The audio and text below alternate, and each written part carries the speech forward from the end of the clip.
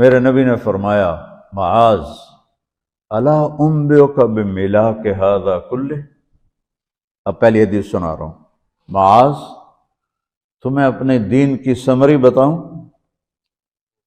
30 پارے قرآن، 10 لاکھ حدیثیں، اور بتانے والا طارق جمیل نہیں، اللہ کا نبی ہے، کہ تمہیں سمرائز کر کے دوں اپنی شریعت؟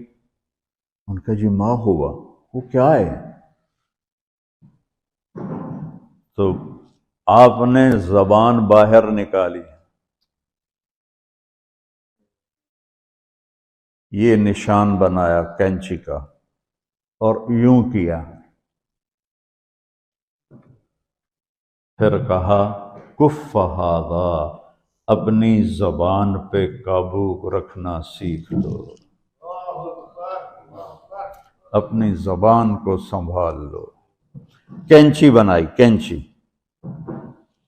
کاٹ دو۔ اچھا، یہ جو ایکشن کر کے بتانا ہوتا ہے یہ چھوٹے بچے کے لیے ہوتا ہے۔ ہم چھوٹے بچے کو جب کوئی چیز سمجھاتے ہیں تو ایکشن کر کے سمجھاتے ہیں۔ یہ کون ہے؟ معاذ بن جبل۔ آپ نے فرمایا قیامت کے دن میری امت کے علماء کا جھنڈا معاذ ابن جبل کے ہاتھ میں ہوگا۔ یہ وہ شخص ہے، اور یہ وہ شخص ہے جو اللہ کے نبی کی زندگی میں فتویٰ دیتے تھے، صحابہ حضور کے ہوتے ہوئے ان سے فتویٰ لیتے تھے۔ یہ وہ شخص ہے، یہ وہ شخص ہے 1,24,000 صحابہ میں واحد آدمی ہے جس کو آپ نے کہا یا معاذ انی احبک، اے معاذ میں تم سے پیار کرتا ہوں۔ واحد آدمی، اکیلا۔ اور میں کوئی 7-8 سال پہلے اردن گیا تو میں اربد ان کی قبر کی زیارت کے لیے گیا۔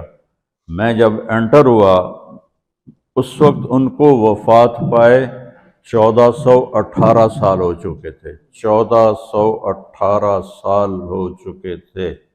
میں ان کے قبر پہ کھڑا ہوا، خوشبو ہی خوشبو تھی، قبر پہ کپڑے پڑے ہوئے تھے۔ میں سمجھا یہ چادروں سے خوشبو آ رہی۔ میں تو ایک آدمی اور وہاں کھڑا میری حیرت کو سمجھ گیا، کہا خوشبو سونگ رہے ہو؟ میں نے کہا ہاں سونگ رہا ہوں۔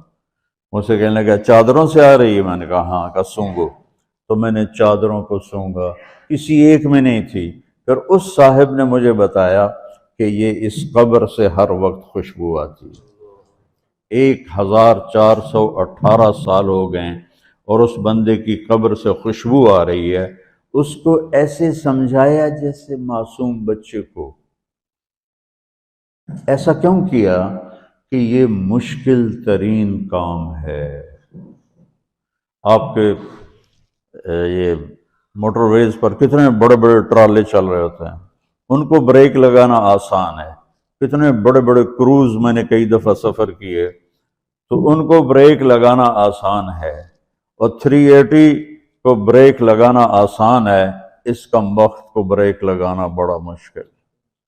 اللہ نے اس پر 32 تالے لگائے، 32 دانت، کہ اس کے اندر رکھ، اس کو اندر، اوپر مین گیٹ لگایا، اسے بند کر کے رکھ، اور فرمایا من کان یؤمن باللہ والیوم الآخر فلیقل خیرا او لیسکت، جو آخرت پر اور اللہ پر ایمان رکھتا ہے وہ اچھی بات کرے،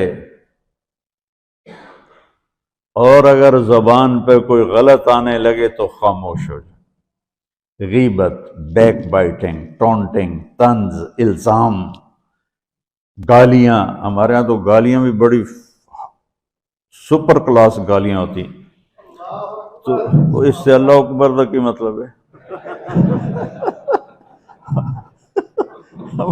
ہمارے ہاں تو گالیاں بھی ایسی نکالتے ہیں کہ شیطان بھی کانپ اٹھتا ہے۔ تو اس کو روک لو۔ یہ ایک حدیث آپ کے لیے پورے، اور آپ نے کیا کہا؟ یہ میرا پورا دین کی خلاصہ ہے، سمری ہے پورے دین کی، زبان کی حفاظت۔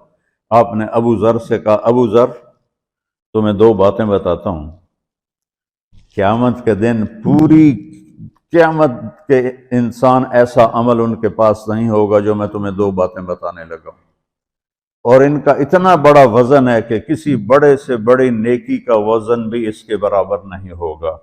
تو ابو ذر نے پوچھا جی کیا ہے؟